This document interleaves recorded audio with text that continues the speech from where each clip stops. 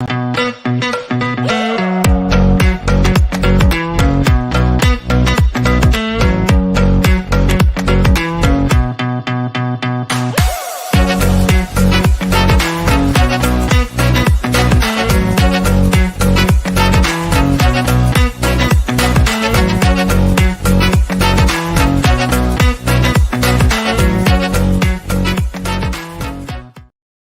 good morning, everybody. My name is Jesse. I'm here with Exploring by the Seat of Your Pants. And if you're joining us for the first time, which I know a lot of you are today, we are all about bringing conservation, adventure, and science into classrooms around the world for free with like 40 live monthly interactive broadcasts. It is such a privilege to have this job. Happy Earth Day to all of you. And a big welcome in if this is your first time. Good start to the week. A great way to begin a Monday, especially for our West Coast folks who are getting up very early to join us for today's program. So a big thank you and welcome to all our speakers today.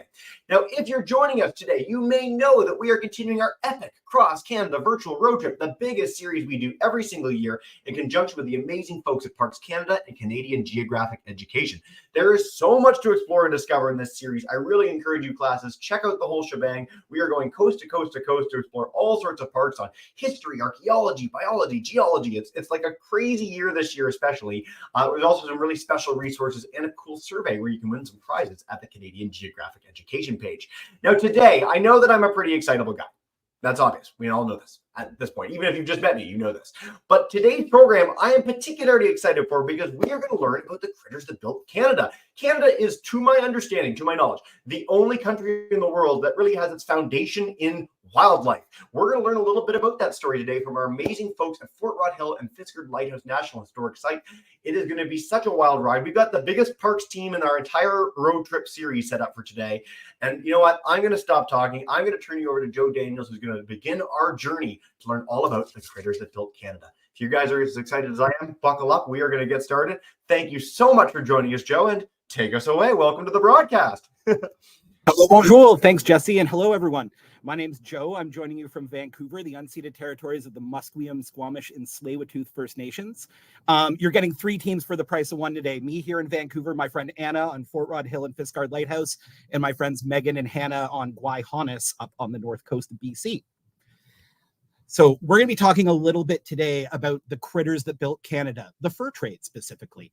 And I've got a presentation I'll share with you to start. Fantastic. As you're pulling that up, I'm going to do the world's briefest check-in with Anna, Hannah, and Megan, just to say a quick hello. It is the biggest parks team ever. Hello, everybody. Just wanted to say a quick hi. You'll see them all in a minute as we continue on this train.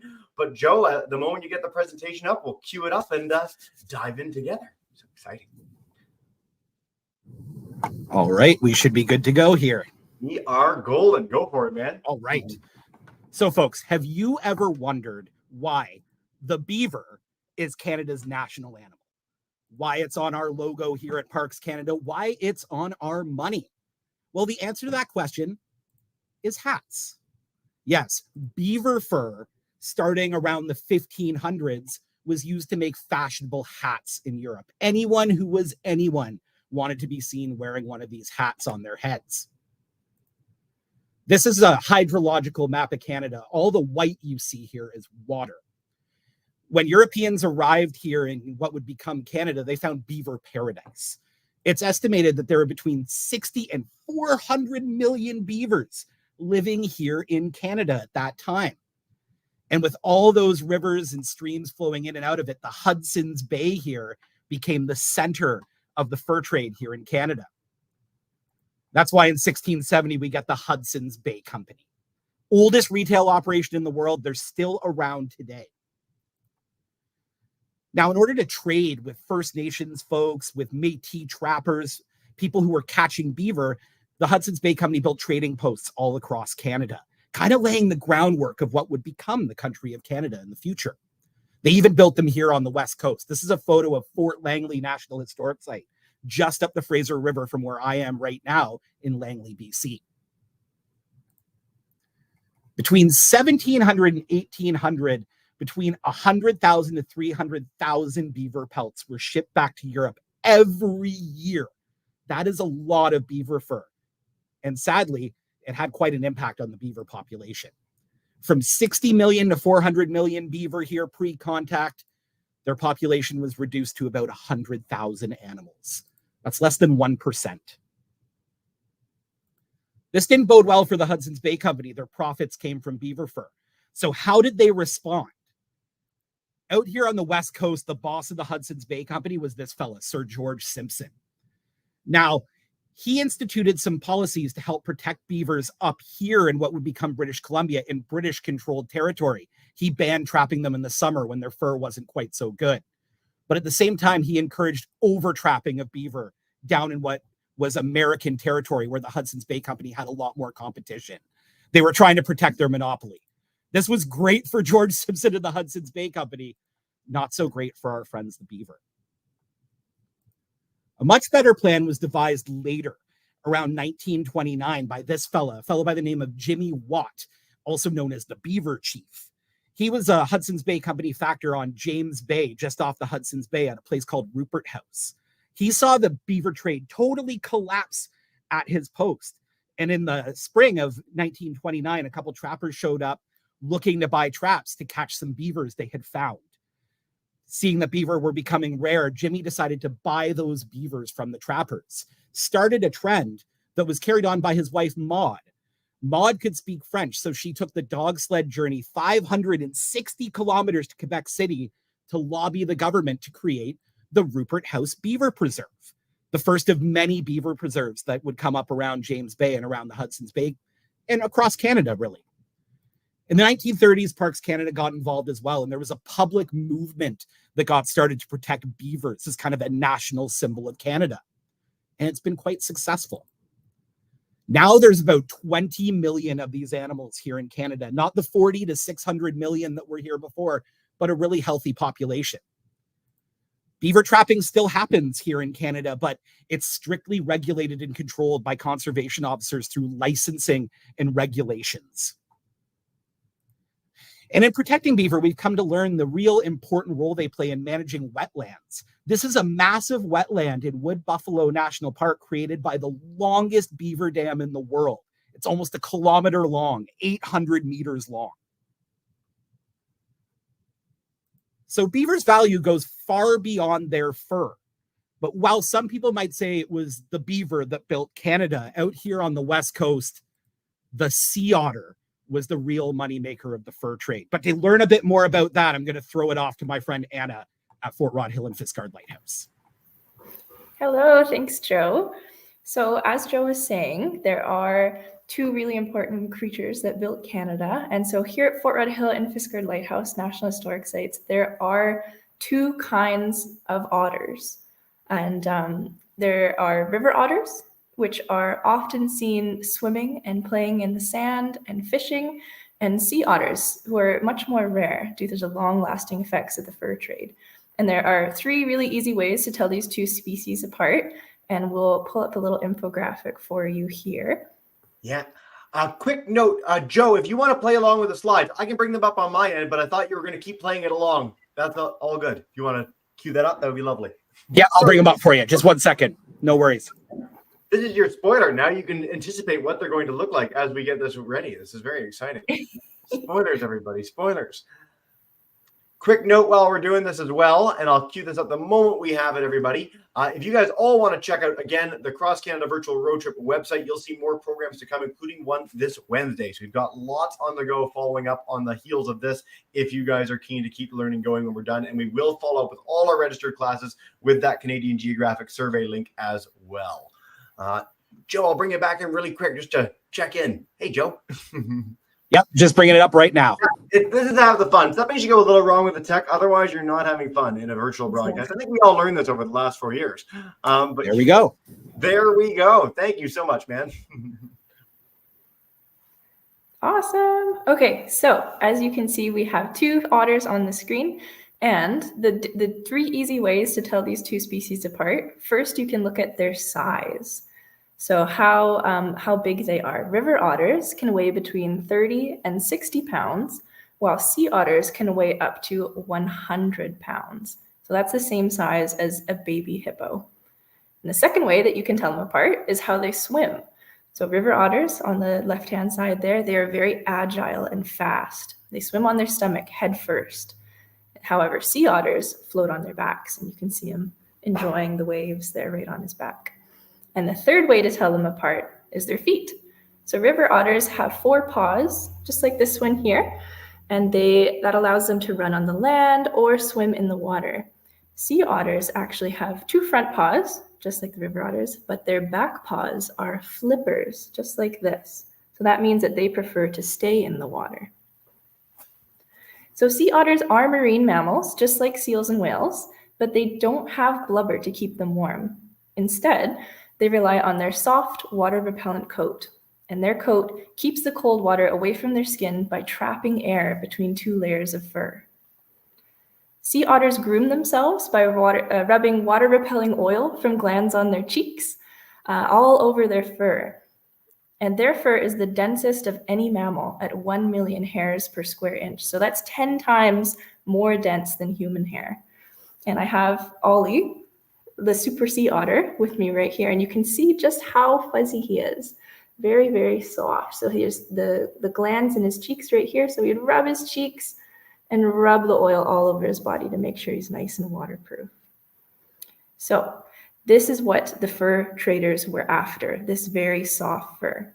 So with the fur trade beginning in the late 1700s, demand became so high for sea otter pelts that they were almost eliminated from the west coast of North America in just a few decades, with the largest decline in the 1810s. So around Vancouver Island, the number of sea otters went from about 300,000, which is roughly the same population as people living in the greater Victoria area. There you can see it on the map. To about 0. So today there is one sea otter that lives nearby, and I gave you a little sneak peek of him. His name is Super Ollie, and he is one of 6,000 sea otters in BC right now. And he's often spotted floating in the blades of kelp at Race Rock's lighthouse, as sea otters like to grab onto the seaweed so they don't float away during storms or when they're sleeping. The kelp provides habitat for sea otters, and in return, sea otters help the kelp. They are a keystone species, which means that they're extremely important, even if there aren't very many of them. And so if we're talking about how important he is, what makes him so special? It's his diet. They have to eat 20% of their body weight in seafood every day just to stay warm, and they love to eat urchins, which you can see in the PowerPoint there. Urchins are very closely related to sand dollars and sea stars.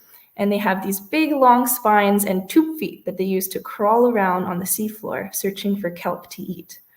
Because of their spines, urchins are pretty hard to eat, and they have very few predators. But sea otters use their big, tough paws to break off the spines, and then they use rocks as tools to crack the hard exoskeleton open before they eat the inside of the urchin. So sea otters play a very important role in keeping urchin populations in check, and therefore protecting kelp forests. So without sea otters, these urchins can clear cut underwater kelp forests very quickly, just like a regular forest on land. And for millennia, Indigenous peoples of the West Coast have coexisted with otters while managing important shell fisheries. And so we'll throw it on over to our friends over at Gwaii. However, for that, Anna, who already mentioned earlier, our names are Megan and Hannah. We work for Gwaii National Park Reserve, National Marine Conservation Area Reserve, and Haida Heritage Site. A super long name, so we probably will just say Gwaii from now on. So the Haida and Koo, or sea otter, have had a long history together. Before the marine fur trade in the 1700s and 1800s, Haida and Koo coexisted for thousands of years.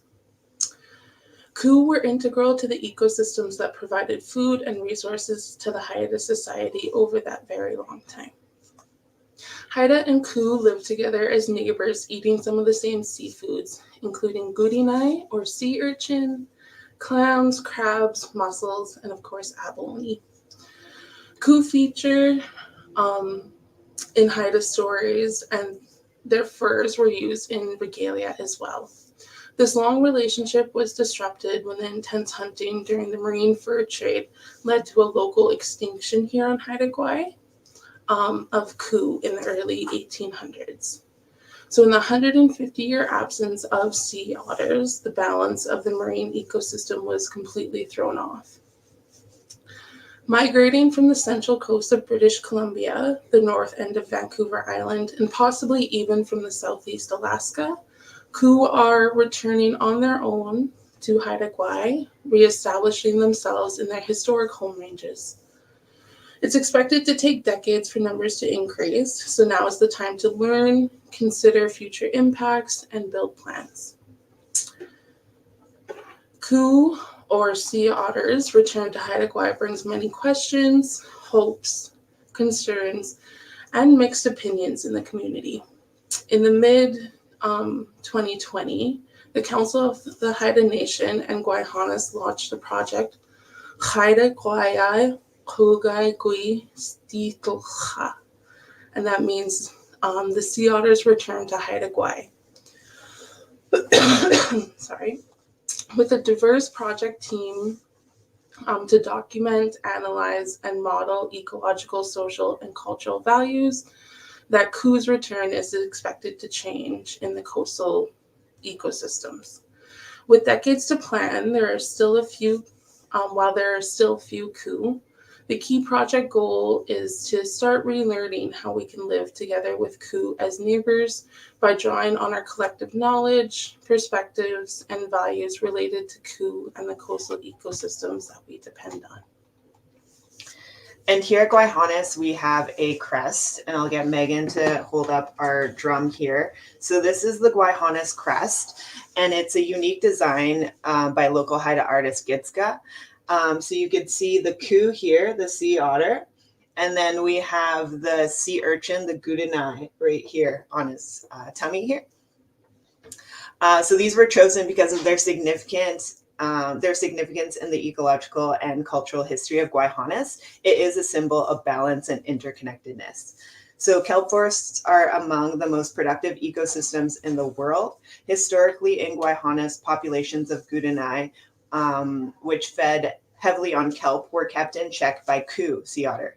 This ensured an abundance of kelp and provided habitat for many species, from sea stars to fish and marine mammals.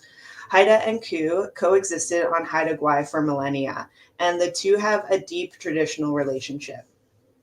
With the extirpation of Koo during the maritime fur trade era, the natural balance was disrupted. The gudanai population increased dramatically underwater. Underwater barrens replaced many rich kelp forests.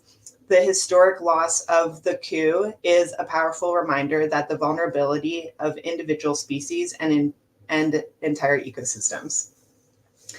Koo have now naturally returned to Haida Gwaii. Their return will bring ecological and cultural changes in the coming decades. Their return offers us a chance to reflect on our past with Koo and consider a new relationship based on historic connections and today's values. Hawa hawa. Yes, hawa. Fantastic. Thank you two so much. Anna, Joe, will bring in everyone just to say a huge thank you for such a detailed presentation, everybody. If you guys are all good with it, I'm going to dive in with Q&A. I expect there's going to be a few questions for a little bit of everybody, so we'll try and make sure everyone gets as incorporated as possible. We've got about 5 or 6 live classes with us, a whole bunch on YouTube. So thank you all more than you know, and we will dive in with questions, everyone. I'll put you all in the background for now. We're going to start with Mr. Pui's class in just a second. We did get one online, and I'll begin with this for Joe, just as he let us off with this. With beaver populations, are there any specific protected areas for beavers still in Canada, or is it sort of just encompassed in general Parks Canada sites or places that people can visit? Definitely Parks Canada sites would count as protected places. You have to be basically you have to have traditional right to harvest in Parks Canada places. But there are conservation areas all across Canada, and really the strongest protections are in licensing and regulations. You have to have a trapping license to trap for beaver. It's not a free-for-all like it was back in the 1800s. Yeah, you can't move it from several hundred million to 100,000 in a few years just by taking every single thing that you come across on the land. And I think that's a really, really important point. Yeah. We've dealt with hunting and fishing a lot in our broadcast over the last few years. And so when we get to feature this, it's really important. So thanks, Joe. Great kickoff, guys, on YouTube. Mr. Pui's class, I'll come to you guys live. Take us away. Hey. How long do beavers live for? Ooh.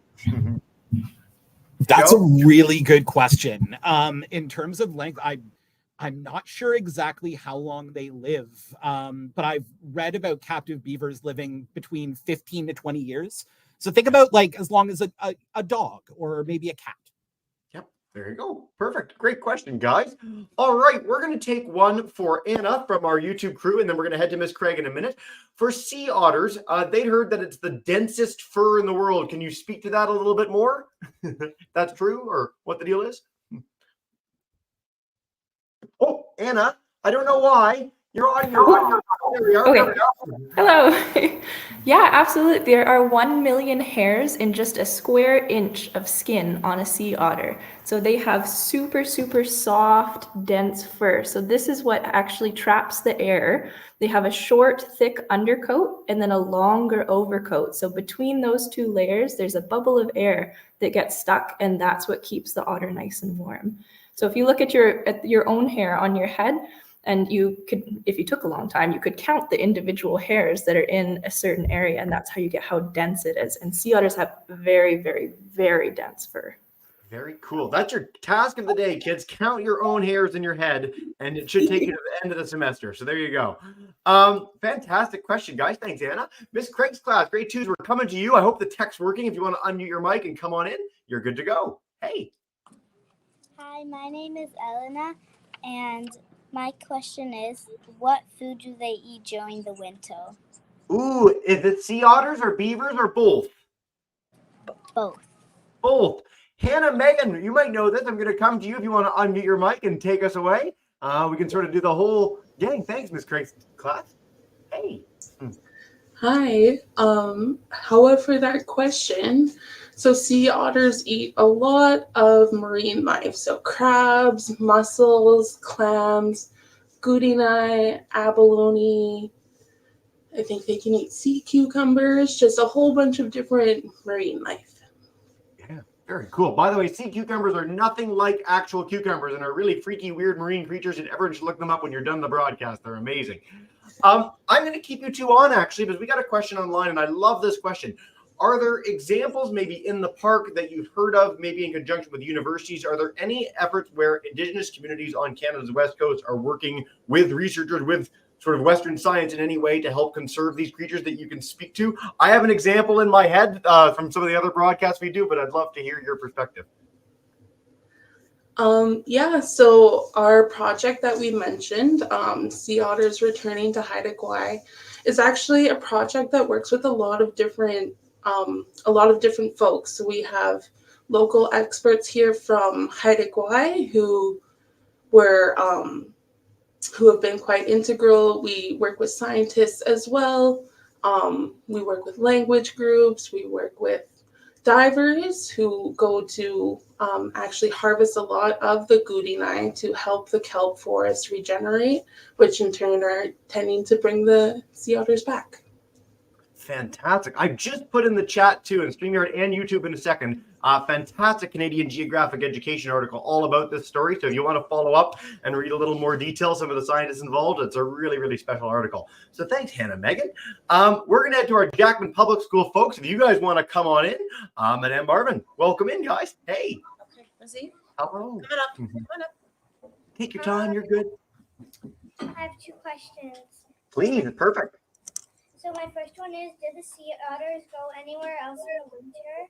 And my second one is, what animal did the sea otter come from? And were they around at the same time as the dinosaurs? Oh, what a cool question. All right. Where did they go and how long have they been around? What did they evolve from? Awesome. Thanks so much for those questions. Yeah, they have been around for a long, long time. And they usually stick in the same area, summer and winter. Super Ollie over at Race Rocks Lighthouse here in the Victoria area can be seen all year floating in the kelp forests. And he kind of sticks to the same area. He knows his neighborhood. And so they don't go too far. They're quite territorial. But as far as how long they've been around, like for a long, long time, I think that they're related to other mustelids, so things like, minks and river otters and probably even beavers if you go back far enough. I've just brought up mustelids in the chat. It's not a term a lot of our group will be familiar with, but yeah, so they're in the carnivore family. Otters in general are really fantastic creatures, and I was looking this up because I know those sorts of questions are really hard to answer on the fly. So otter evolution, we have them about 5 to 7 million years ago, so not as long as dinosaurs. All mammals really diversified quite a bit after the dinosaurs were gone. So after the impact wiped out most of the dinosaurs, mammals went from being all little scurrying rodent-like things to everything we see today, from otters to whales to apes, bats, you name it. That's a great question, guys. All right, we're going to head to our Evans class. If you guys want to unmute your mic, I can come to you. Our Darwin School, you guys can type some questions in the chat as well. And we are going to head to our YouTube channel too for lots more questions. So Darwin School, keep them coming. Evans will come to you in a minute. Let's see. Ooh, Miss Laser's group has so many. Did fur traders make hats out of sea otters as well as beavers? Hannah, Megan, Anna, I'll bring you all in for a little bit on this. And do we know? What's the deal? Yes. Yeah. Yeah, they were, it's super soft fur, very, very well used in hats and scarves and muffs and everything like that for those cold winter climates. We're going to flesh this out a little bit, literally and figuratively. Is there a thing that they're used for in traditional Haida culture as well? Like, are there any clothing items or all sorts of clothing items that they're used for? Yeah, so we have, I wish we had an example here, but we have traditional raven's tail headbands. So really beautiful woven headbands made out of wool. But traditionally it will be, the top will have sea otter fur as well. So our superintendent for Gwaii has one, and just as Haida people, a lot of us have them as well. Very cool. I'm trying to find a picture of this as we go, and I'm usually really good at finding pictures, but wool headbands are really tricky to find for Haida Online. If I do find one, I'll get a picture to some classes. And Hannah, Megan, if you have any images that you can send me after the fact, I'll absolutely share them with our classes so they can take a look. That's very cool. Awesome, guys. All right, we're ripping through this Q&A. You guys are an amazing audience. I'm going to take one more from YouTube, and then we're going to head to our live classes again. Again, Miss Evans, if you guys want to chime in, and our Darwin School, please do feel free to put some in the chat. We'd love to hear from you. But on YouTube, we have, we did sea otter second, and so they're getting all the questions. Joe, we're going to make sure you get some beaver ones, we promise. Miss Rad wants to know, are sea otters still endangered? Anna, I'll come to you for that one. Their populations haven't recovered as well. They haven't gotten back to their original numbers. So in BC currently, there are only 6,000 sea otters right now. There was an initiative where they would bring down sea otters from Alaska and plant them in BC to kind of reestablish their population and get their numbers back up.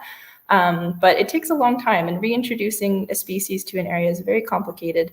There's a lot of factors to consider, like fisheries, culture, how they impact the environment, and what has changed since they were there last. So sea otters aren't critically endangered to my knowledge, but their population is still, it's not what it should be. It's still struggling. And I'm so happy that we took the time to focus on them in addition to beavers today, because they're sort of the classic conservation story where you can really see that if you save that creature, you reduce the urchin population, you save the kelp forest. They're sort of like an iconic example of conservation in action in the world. So I'm so glad we got the chance to feature both of those stories today. Miss Evans' crew, I'm going to take your question. And then Joe, the thing you typed in the chat, I'm going to have you say that live because I think it's really important for all our audience, including YouTubers, to hear. Miss Evans' class wanted to know, do otters eat anything beside urchins, and what kind of kelp do the urchins eat? Hannah, Megan, if you know this, I'll bring it in and take us away. What's going on with urchins? Yeah, so sea urchins eat all kinds of kelp. A lot of kelp forests are bull kelp or giant kelp. But really anything they can get their hands on, they'll eat. And then, yes, sea otters, they will eat, they have to eat a lot. They have to eat their body weight in a day, I believe. And so they'll eat any kind of sea creatures they can get their hands on. So urchins, abalone, snails, mollusks, all of the good stuff. Anything that fits in the hands. And I mean, we've been covering a lot of wildlife programs lately, and the amount that certain animals have to eat compared to us in terms of their body weight are ridiculous. I'm really glad I don't have to eat near my body weight every day. It would be such a challenge. I do so little else. So thank you very much for that, you two. Let's see. Joe, I'm going to bring you on for a minute to share this bit because I think it's so important as a bit of the context for these hats and everything else that people are sharing. So take us away. Absolutely. Yeah. The fur trade was a huge business back in Europe. And one of the facts I threw in the chat there was that in the 19th century, the 1800s, when the fur trade reached British Columbia, sea otter pelt typically sold back in Europe for about 50 British pounds. Doesn't sound like a lot of money today, but to put that in perspective, a sailor on a ship bringing that sea otter pelt to Europe was making about half that, 25 pounds for the whole year. Wow. So it was worth basically 2 years your salary. It was an incredibly valuable item. Yeah. So, I mean, imagine today, I think the average salary in Canada is something like $40,000, like an $80,000 item. And that's what it is, to be stylish and fancy. So you see why this is such big business and helps sort of found Canada in so many ways. So thank you for that, Joe. Live classes, we're coming back. Mr. Please class, I'm back for round 2. Come on in and take us away. Hey. Are beavers edible? Ooh, straight to the point. Great question. Yes, they totally are. Beaver tails, we often hear about a pastry called beaver tails. There's no beaver in beaver tails. That's just puff pastry. But beaver, from what I understand, talking to some folks who have trapped them and eat them, are pretty fatty. Taste a lot like bacon, is what I'm told. Sounds fantastic. We actually have a great question on this from Miss Friesen's class on YouTube. What happened to the meat? So they catch the beaver, they skin it. Did they just eat it in the field where they were? Did they use the meat for anything? Do we know if there was any commercial use of the meat or just like... Absolutely. Yeah. Like for folks, fur traders here in North America at that time, most of their supplies were coming from Europe, and you might see a ship coming once a year. So they ate whatever food they could have, and you're not going to let good meat like a beaver go to waste. So that would go in the stew pot or get roasted up around the fire. They would absolutely eat the meat. Nothing would go to waste. There we go. Nothing would go to waste. No. Perfect. See, unexpected places that we take these broadcasts sometimes. Thank you for that question, Mr. Priest class. Miss Craig, grade 2s, come on in, unmute your mic, and you are good to go. Hi. Hi, my name is Joanna. What is beaver's predator? And do you tag them so you can study them? Ooh, great questions, Joe. Yeah, absolutely. Yeah, in some places, beavers get tagged or they might get radio collared if we want to find out where they're going and track different beaver populations and where they're moving.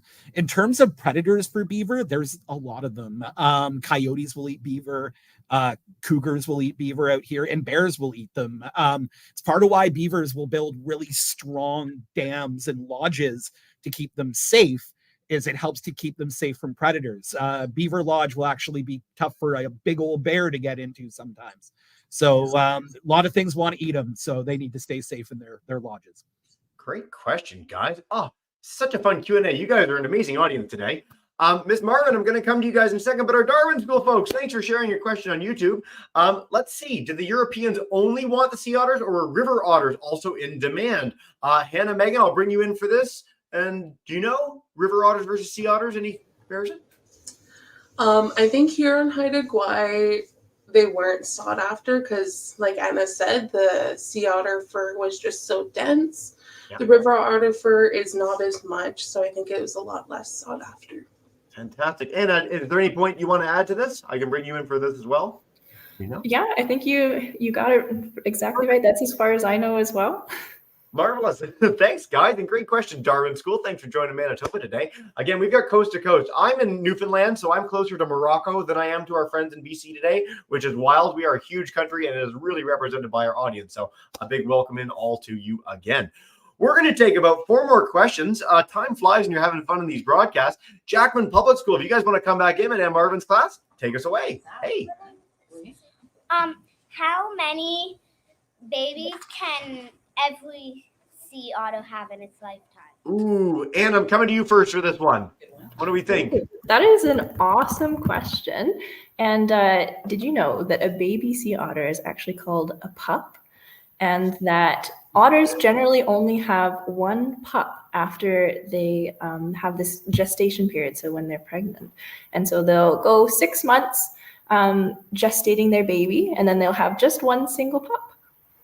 And it's super cute, little small guy that floats in the seaweed, and their mom will teach them how to float and to groom themselves and to catch all sorts of food like urchins. They have to figure out how to get their buoyant fur underwater and swim and find the urchins and fish and crabs and all sorts of stuff that they eat, because it's hard to go from floating on the surface of the water to swimming when you're so buoyant and full of air and your nice thick fur. If you ever need someone to also feature an otter puppet throughout the course of other broadcasts, by all means, I would be happily do that. They could feature in even more programs because it's amazing. Thanks, Anna. Let's head to our Miss Evans class. If you guys want to chime in the chat, please do. I can also come to you live. We've got a whole bunch of questions on YouTube. You guys are such a great YouTube audience. Let's see. Miss Laser's class. Why do beavers have flat tails, Joe? What's the deal? Beavers have flat tails because they act like a rudder in the water, so it helps them steer. But also they use that flat tail to signal. If a beaver sees something dangerous, they'll slap their tail on the water and make a loud slapping noise to signal to other beavers that there's danger there. So it's used as for a way to signal for danger, but really it's used as a way to help them swim in the water. Yeah, great question. And we're going to keep you on for our next one, which is from our Miss Evans crew. How much did we're not going to keep you on. I thought this included beaver. Joe, you're banished for a minute. I'm going to bring on Hannah and I'll bring you right back in a minute. How much does a river or sea otter weigh when they're born? Hannah, Megan, Anna, I'll bring you all in for this one. This is very niche knowledge. So, weight. How big are they? They're super tiny, so they only weigh about 3 to 5 pounds. This is for sea otters when they're born. And I believe river otters are a little bit lighter because when they're adults, sea otters are much bigger, right? They weigh as much as about, if you have a dog at home, like a golden retriever, 80 to 100 pounds. So when a sea otter is just a baby, when it's a pup, about 3 to 5 pounds. And then a river otter is a bit smaller than that. Yeah, marvelous. Thanks, Anna. Hannah, Megan, I'm going to keep you both on if you want to flick on your mic. One of our questions from our YouTube class is, I want to bring this up very specifically. Let's see, Miss O'Brien's group wanted to know. So, Verku, what do they do during the winter? And I want to note, because we've got this broad Canada context, winter's a little bit different. It's a little bit nicer off the coast of Haida Gwaii than it is off of, say, Newfoundland, where we got 13 feet of snow last year. So, a bit of a different context, but is there anything you can share about winter habits versus summer habits? Well, the sea otters are just kind of returning to Haida Gwaii right now. So I think we are just starting to see that they are starting to hang around year round. But I would imagine they would stick close to the kelp forests. Yep. Hang out, just relax, not be washed out to sea. Anna, if you want to add anything to this, by all means, come join us. Yeah, like you were saying, winter looks different across Canada. So on the West Coast, it can be quite temperate. Like, spring looks the same as winter, looks the same as fall. There's not a ton of temperature difference in the ocean. Over the year, it stays roughly about the same temperature. And you have that great kind of, it's not too hot, not too cold. So perfect for our sea otter friends. It's our Goldilocks zone for our otters. Very cool, guys. All right. Time flies when you're having fun. We're going to go to Mr. Please class and wrap up with Miss Craig right after this. I just want to note again, check out our whole road trip series. Head to the Canadian Geographic Education site where there's an amazing survey. Your class can win some really cool prizes just for highlighting what they thought of today. So check that out when we are done. But Mr. Gwaii, I'll come back to you and take us away, guys. Hey. How do sea otters eat an open sea urchins? Ooh, Anna, what's going on? Ooh, I actually have a real sea urchin skeleton that I can show you and demonstrate with Ollie. So here is an urchin exoskeleton. So it's super tough. If I tap on it, you might be able to hear. Super tough. And what an otter does is they'll dive down. They'll find their urchin, bring it back up to the surface, and use their tummy as a table. It's a nice big dining table. And then what they do is they grab their favorite rock from their armpit pocket, and they will use that rock to break open the hard shell. But first, remember that the urchins are quite spiny. So this is what it looks like after the spines have all fallen off. And so they take their big paws and they will break all the spines off to make sure that they can get to this exoskeleton. So all the spines are off. They take their special rock from their armpit pocket and they crack open the shell. And then inside is where all of that tasty goodness is. There's not a lot to an urchin. They're pretty salty and pretty goopy on the inside, but that is what the sea otter really likes. And sea otters actually have special teeth that they use to grind down shells. So they don't have really pointy teeth like a wolf does. They have more flat, strong teeth so that they're able to eat really tough stuff like urchins and crabs. Great question.